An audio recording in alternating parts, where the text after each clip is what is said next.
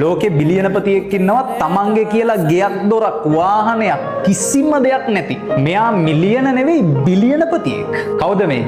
පවල් ඩුරොව්. අපි කවුරුත් යූස් කරන මේ ටෙලිග්‍රෑම් ඇප් එක හදපු ටෙලිග්‍රෑම් කම්පැනි එකේ අයිතිකාරයා. මෙයාගේ මාධ්‍යවේදියෙක් අහනවා ඇයි ඔයාට කියලා කිසිම දෙයක් නැත්තේ කියලා. You don't own anything? No land, no real estate, nothing. Why?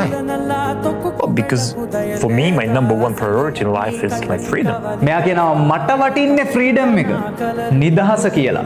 තමන්ගේ නිදහස ගැන කොච්චර හිතනවද කිව්වොත් මෙයා ෆෝන් එකක්වත් යූස් කරන්නේ නැහැ කියලා තමයි ආරංචි වෙන්නේ. පොඩ්ඩක් හිතන්නකො නිකමට. අපි අලුත් ෆෝන් එකක් ගන්න, අලුත් කාර් එකක් ගන්න, ලස්සන ගෙයක් හදන්න, ලොකුවට වෙඩින් එකක් ගන්න.